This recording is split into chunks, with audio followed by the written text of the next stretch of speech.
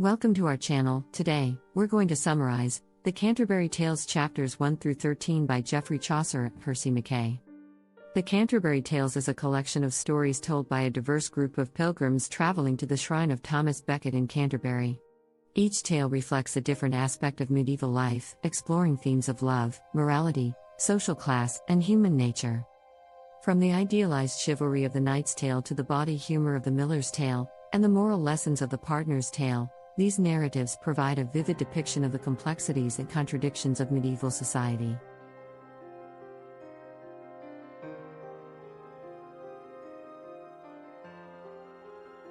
Through its memorable characters and engaging storytelling, the Canterbury Tales remains a literary masterpiece that offers valuable insights into both the past and the timeless aspects of the human experience.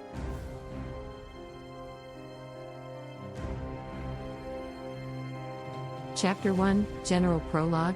In the General Prologue, the narrator sets the scene for the storytelling contest that forms the framework of 33.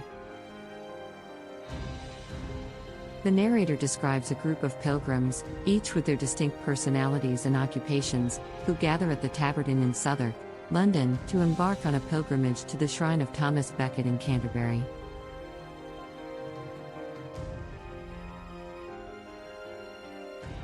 The narrator provides detailed descriptions of each pilgrim, giving insight into their appearances, backgrounds, and moral characteristics.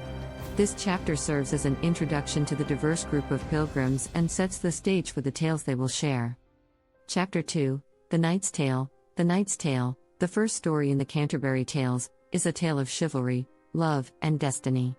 It tells the story of two noble knights, Palamon and Arcite, who fall in love with the same woman, Amelie. Their love for Amelie causes a conflict between their friendship, leading to a fierce rivalry.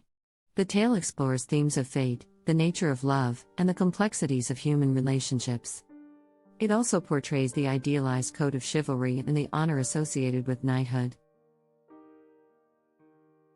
Chapter 3, The Miller's Tale. In this chapter, the miller tells a bawdy and comical tale, contrasting with the romantic and idealized knight's tale. The miller's tale revolves around a love triangle involving a young scholar named Nicholas, the beautiful Alison, and an older, foolish carpenter named John.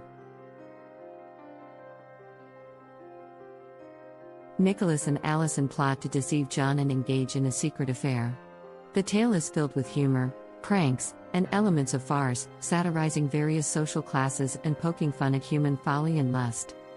Chapter 4, The Reeve's Tale. The Reeve's Tale is another humorous and bawdy story, told in response to the miller's tale.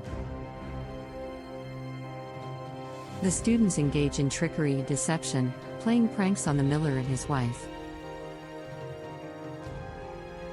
The tale explores themes of retribution, cleverness, and the reversal of power dynamics. It also highlights the tensions and rivalries that can arise within different social groups.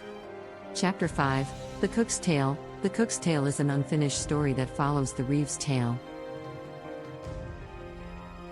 The tale begins with a prologue but remains incomplete, leaving the reader with only a fragment of the narrative. It centers around Perkin Reveller, a young apprentice who engages in a life of debauchery and irresponsibility. The Cook's Tale highlights the consequences of hedonism and the temptations that can lead individuals astray. Chapter 6, The Man of Law's Tale. The Man of Law's Tale is a moralistic story that focuses on the virtuous life of Constance, a Christian princess. Constance is forced to leave her home and faces numerous trials and tribulations, including abandonment, exile, and attempted rape. However, her faith and virtue allow her to overcome these challenges, ultimately leading to her triumph and redemption. The tale explores themes of faith, perseverance, and the rewards of righteousness. Chapter 7, The Wife of Bath's Tale. The Wife of Bath's Tale is a feminist narrative that challenges traditional gender roles and expectations. The tale follows a knight who is punished for raping a young maiden. To redeem himself, he embarks on a quest to discover what women most desire. Along the way, he encounters an old woman who offers him the answer in exchange for granting her a favor. The tale explores themes of power, authority, and the complexities of marriage and relationships. It challenges societal norms and presents a counter-narrative to the prevailing views on women and marriage during Chaucer's time. The old woman ultimately teaches the knight the true nature of power and the importance of granting women autonomy and agency. The Wife of Bath's tale challenges patriarchal norms and celebrates female empowerment and independence. Chapter 8, The Friar's Tale. The Friar's Tale is a satirical and ironic narrative that criticizes the corruption and hypocrisy within the Church. It tells the story of a corrupt summoner, a church official responsible for bringing people to ecclesiastical court, and a deceitful yeoman named Thomas. The tale exposes their fraudulent practices and the consequences they face for their actions. It serves as a critique of the Church's abuse of power and the moral decay prevalent among its clergy. Chapter 9, The Summoner's Tale. The Summoner's Tale is a scathing and vulgar narrative that presents a humorous and crude portrayal of a summoner, who is known for his extortion and dishonesty. The tale centers around a friar named Thomas who conspires with a demon to trick a friar named John. It explores themes of deception, greed, and the corruption of religious figures. The Summoner's Tale serves as a critique of the clergy's immorality and hypocrisy, highlighting the moral decay within the Church. Chapter 10, The Clerk's Tale. The Clerk's Tale is a somber and moralistic story that focuses on the virtuous Griselda, a woman who endures tremendous suffering and humiliation to prove her obedience and loyalty to her husband.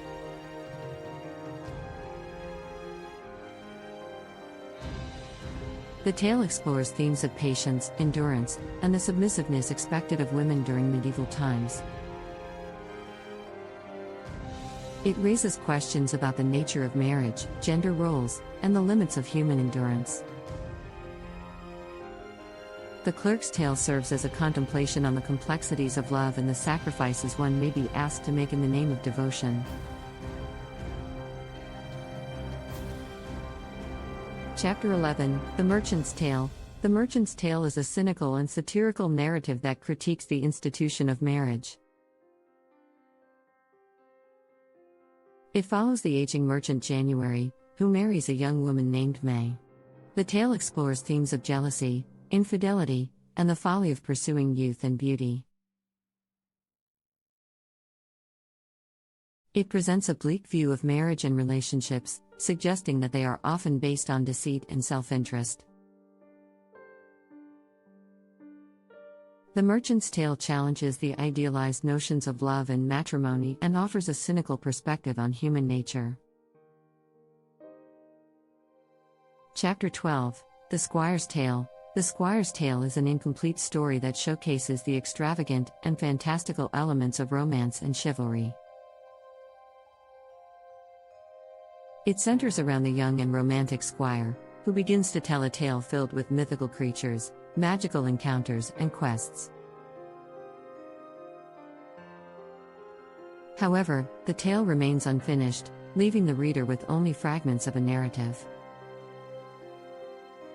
The Squire's Tale highlights the imaginative and idealistic nature of medieval romance, emphasizing the importance of love, honor, and bravery.